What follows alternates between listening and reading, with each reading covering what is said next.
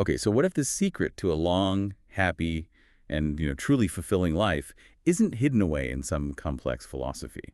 What if it's actually woven into like the fabric of everyday moments and a simple but really powerful concept?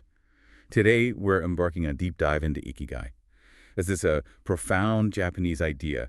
Roughly translated, it means something like the happiness of always being busy, or maybe more simply, your reason for getting up in the morning. Yeah, and our journey today is inspired by some really fascinating excerpts from the book Ikigai, The Japanese Secret to a Long and Happy Life.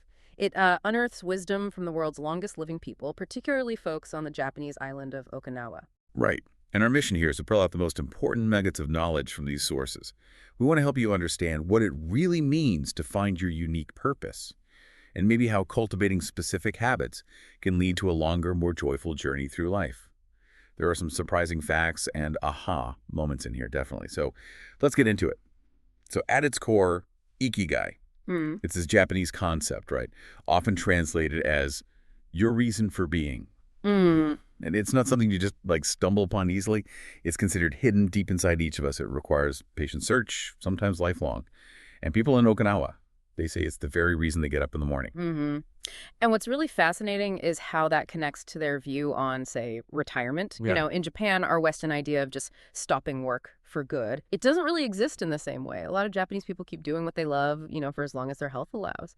It suggests a life where purpose isn't separate. It's deeply woven into every day. It's kind of the ultimate anti-retirement strategy, really. And Okinawa is central to this whole conversation, isn't it? It's called a factory of long life. Oh, And specifically, there's this rural town, Ogimi, known as the Village of Longevity. Get this, it has an extraordinary rate of centenarians, people over 100. It's like 24.55 for every 100,000 people. That's way higher than average. way higher. And if you zoom out, Okinawa is one of these places researchers call blue zones. Mhm. These are specific geographic spots where people live the longest, healthiest lives. So besides Okinawa, you've got Sardinia in Italy, Loma Linda in California, the Nicoya Peninsula in Costa Rica, and Ikaria in Greece. And across all these zones, you see common threads. A healthy diet, moderate exercise, finding purpose, their ikigai, and really crucially strong social ties. It's interesting, too, that three of these are islands. Communities there tend to naturally help each other out more, perhaps. That community connection in Okinawa sounds really deep. Like they have these principles, Ichiro treating everyone like a brother, and Yuimaru teamwork, helping each other. But it's not just talk, is it? They live it through their moai. Exactly. The moai. These are basically informal, lifelong groups, people with common interests who genuinely look out for each other. Historically, they might have started with farmers pooling resources during hard times, but today they provide emotional support, even financial stability sometimes. It's a really powerful social safety net. That's fascinating. It makes you wonder, how different is that level of integrated support compared to, the social ties we might have in more individualistic places? Oh, it's definitely more than just casual friendships. It's built on this foundational trust and commitment. It serves as this vital safety net, kind of replacing some formal institutions we might rely on elsewhere. It's all about collective well-being, making sure nobody falls through the cracks. Okay, so community is a huge piece. What about diet? You mentioned Okinawa has the lowest rate of cardiovascular disease mortality in Japan, and it's strongly linked to what they eat. Their calorie intake is lower too, right? Like Mhm. 1,800, 1,900 calories a day versus much higher in the U.S. Yeah, significantly lower. And that leads us to a really key Okinawan principle, harahachibu, the 80% secret. It literally means fill your belly to 80%. So stopping eating when you're just starting to feel full, not completely stuffed. And the way Japanese meals are often served, on lots of small plates, that actually helps with this. It encourages mindful moderation. Plus, studies by Makoto Suzuki show their diet is incredibly varied, like 206 different foods, including spices. They eat about 18 different foods daily on average, and loads of fruits and vegetables, at least 5 servings, often 7 different types a day, truly eating the rainbow. Grains, like white rice, are foundational. They rarely eat sugar, and if they do, it's cane sugar. Fish about 3 times a week, pork maybe once or twice. And this calorie restriction aspect, it's shown to reduce IGF-1, insulin-like growth factor 1. Important for growth, yeah, but too much can speed up aging. Wow, that's quite a combination. And they have specific power foods too, don't they? Like sanpincha. Oh yeah, sanpincha. It's their go-to drink. A mix of green tea and jasmine flowers. Good for cholesterol, heart attack risk, immune system, stress relief. The list goes on. And then there's the shikawasa. It's this lime-like fruit from Ogimi. an antioxidant bomb. It has like 40 times more nobelatin than oranges. And nobelatin is linked to protection against hardening of the arteries, cancer, type 2 diabetes, obesity. It's pretty amazing stuff. Sounds like a miracle fruit. Okay, so diet is key. But what about movement? You said it's not about intense exercise. Right. The centenarians in blue zones, they aren't marathon runners, but they move frequently all day long. In Ogimi, even people in their 80s, 90s, they're super active. Gardening, walking, just doing things, not sitting still for hours. That's such an important point. Yeah. Because being sedentary is, well, it's really dangerous for us now. Your metabolism slows way down, like 90% after just half an hour of sitting. Good cholesterol drops after 2 hours, but just getting up for 5 minutes helps. And in Japan, they have that practice, radio taiso. Radio taiso, yeah. It's this morning warm-up routine. Dates back before World War II. Often done in groups, which builds community too. Simple movements, like raising your arms overhead. Great for joint mobility, gets the blood flowing. It's a simple, effective way to combat sitting all day. A daily reset. And then you have things like yoga, tai chi, qigong. These ancient practices, they're often called elixirs of youth, aren't they? They really are. They offer huge health benefits, slowing bone loss, helping with Parkinson's symptoms, improving circulation, reducing stress. And because they have these well-defined steps and movements, they're really conducive to achieving that state of flow, which is another crucial piece of this puzzle. Flow. Right. But before we get to that, we should touch on sleep. It's vital, right? A key anti-aging tool. Absolutely crucial. Quality sleep is when our bodies produce melatonin. Melatonin is a really powerful antioxidant hormone. It strengthens the immune system, protects against cancer, helps insulin production, might slow Alzheimer's. It even fights osteoporosis and heart disease. Production decreases after age 30, so supporting it is key. Balanced diet, calcium, some sun exposure, and definitely avoiding things that disrupt it: stress, alcohol, tobacco, caffeine. Okay, so we've got community, diet, movement, sleep. What about the mind itself? That old saying, a sound mind and a sound body, seems to really apply here. It absolutely does. Mens sana in corpore sano. There's a neuroscientist, Shlomo Bresnitz, who argues the brain needs constant stimulation. His research suggests that facing new information, stepping outside your comfort zone, staying curious, that actually creates new neural connections. It keeps the mind flexible, youthful, adaptable, like a workout for the brain. But then there's the flip side, stress. Yeah. The enemy, right? Research shows it speeds up aging, causes all sorts of health issues. It feels like a modern epidemic. Totally. Our ancestors' stress response, that alarm state, was for, escaping a predator. Short bursts. Today, we have this chronic low-level stress, phone notifications pinging, work deadlines.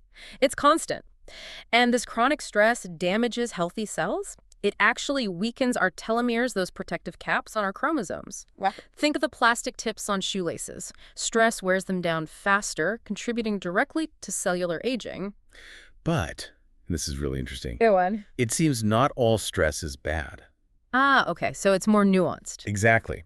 Dr. Howard S. Friedman did a study suggesting that people who have a low level of stress, who face challenges, who really put their heart and soul into their work, they tend to live longer. And many supercentenarians actually report having lived pretty intense, challenging lives. So maybe it's not about avoiding stress entirely, but how you engage with it. Right, channeling it maybe. And how do you manage the harmful kind? Mindfulness comes up a lot. Yes, mindfulness is a key tool. It's about focusing on yourself, on the present moment, tuning in. It helps stop those thoughts that just spiral out of control. The book mentions Roberto Alcibar, who found peace after an illness just by noticing simple things like, did that omelet I just ate have onion in it? Really being present. So simple awareness and things like meditation, breathing exercises, yoga, those are pathways to that state, right? Helping filter out the noise. Exactly. They help quiet the mind, focus inward. Okay, let's dive into that concept you mentioned earlier, flow, coined by the psychologist Mihaly Csikszentmihalyi. It's that feeling of being completely immersed in something, right? Time disappears, your ego dissolves, you're just in it, like a skier on a perfect run or getting lost in a great book. Precisely. Csikszentmihalyi calls it the optimal experience. And achieving this state is seen as a key ingredient for happiness and for living your Ikigai. The idea is to spend more time doing things that bring you into flow rather than just chasing fleeting pleasures.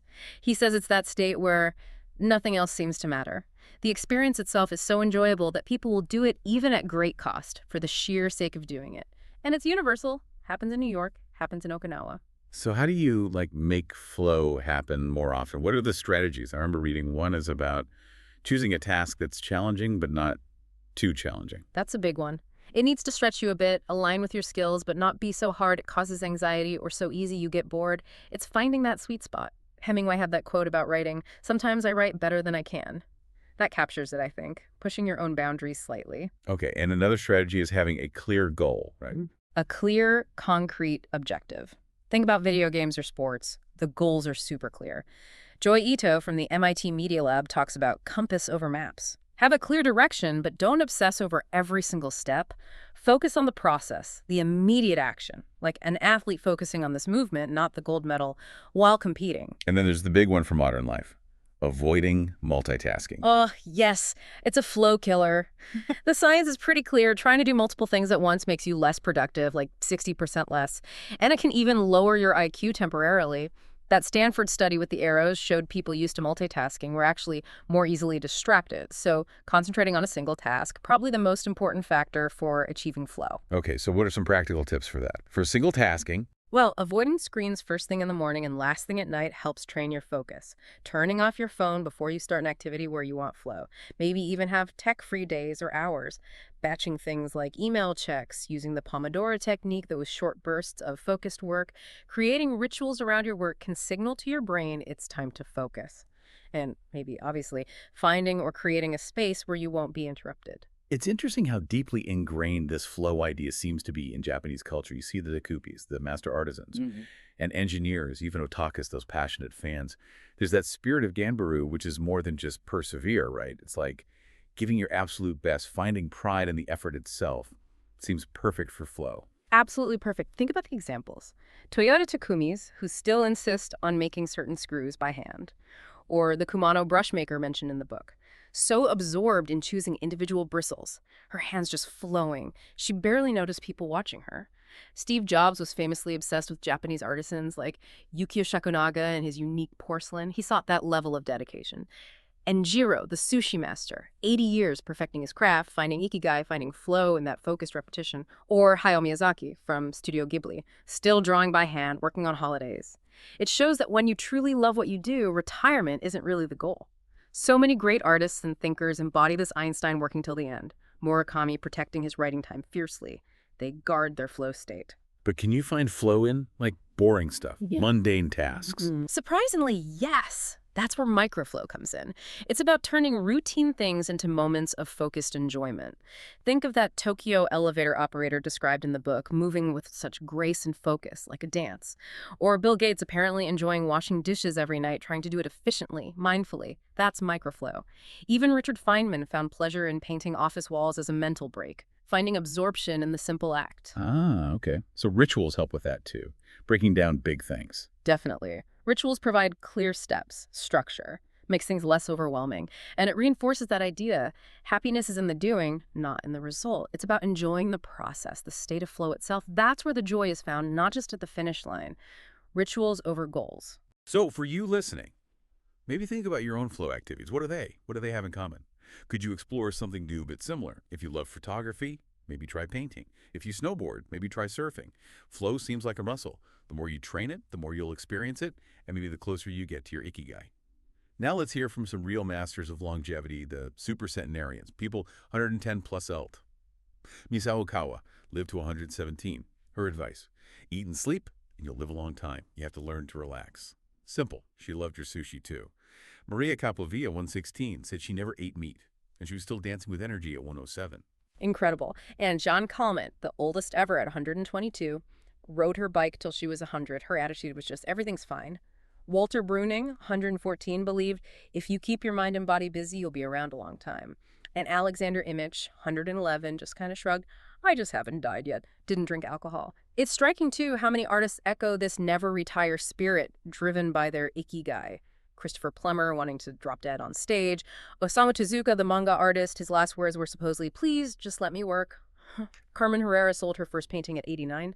Ellsworth Kelly said, it's one thing about getting older, you see more. That drive, that purpose, it keeps them going. Let's bring it back to Ogimi, that village of longevity. Yeah. The researchers spent time interviewing people there directly, and they found people living these intense, busy lives, but relaxed lives, always doing important things, but never rushed. Yeah, the themes that came through are so simple yet profound. Number one, don't worry. One person said, "The secret to a long life is not to worry. And to keep your heart young, don't let it grow old. Open your heart to people with a nice smile on your face." Another piece of advice. The best way to avoid anxiety is to go out in the street and say hello to people. Just connect. That sounds almost too simple. How do they actually manage that don't worry thing day to day with Yeah. all the stuff life throws at you? Well, it seems deeply connected to their community focus and being present. By actively engaging with others, smiling, finding purpose in their daily tasks, gardening, crafts, whatever it is, they seem to channel their energy outwards positively, rather than letting anxiety spiral internally. It feels like a very proactive approach to cultivating inner peace, if that makes sense. Yeah, it does. And they also talked about cultivating good habits, right? Definitely. Many wake up really early, like 4 or 5 a.m., tend their gardens, make their own food, and they enjoy it. They believe keeping their fingers busy with crafts or work keeps the mind sharp. And daily exercise, often that radio taiso, as one person put it, if you don't work, your body breaks down. Use it or lose it, basically. And friendships seem incredibly important. Every single day. Getting together with my friends is my most important ikigai, one villager said. Another, talking each day with the people you love, that's the secret to a long life. They're constantly interacting, saying hi to kids, waving to drivers, chatting over tea, singing together. It's just woven into live, effortless connection. And their relationship with time, living an unhurried life. Yes. My secret to a long life is always saying to myself, slow down and relax. You live much longer if you're not in a hurry. Mhm. They do a lot, stay busy, but it's one thing at a time, no sense of frantic rush or overwhelm. And finally, optimism. Huge optimism. Laughter is the most important thing. I'm 98, but consider myself young. I still have so much to do. The most important thing in Ogimi in life is to keep smiling. There's this real sense of gratitude of giving back to the community, too, through volunteering. So wrapping up the Ogimi lifestyle, Mhm. it's that strong sense of uemaru, community, mutual help. They celebrate constantly, even small things. Music, song, dance are part of everyday life. They have their ikigai, their purpose, but they hold it lightly, relaxed, enjoying everything they do, proud of their traditions, passionate about their activities, however small. Always busy, but busy in a way that allows relaxation. No one just sitting around doing nothing. And that inscription in Ogimi sums it up beautifully. The older, the stronger. Let us not depend too much on our children as we age. If you seek long life and health, you are welcome in our village, where you will be blessed by nature, and together we will discover the secret to longevity. Wow. Yeah, this whole deep dive into Ikigai, it really shows a powerful truth, doesn't it? Right. That a long, joyful life isn't just luck or genes or some magic diet. It's about this profound sense of purpose. And it's deeply tied to your daily habits, your community, and just how you engage with every moment. Absolutely. And these aren't just secrets from some faraway island. These are practical insights, things that you listening can think about, integrate into your own life right now. It really boils down to finding that core drive, embracing flow in what you do, and making each day meaningful. So maybe the final thought for everyone is this. If happiness is in the doing, not in the result, and the longest lives are often lived by people who are always busy, how might you rethink your relationship with work, with rest, with purpose, to transform your own everyday into a truly extraordinary journey?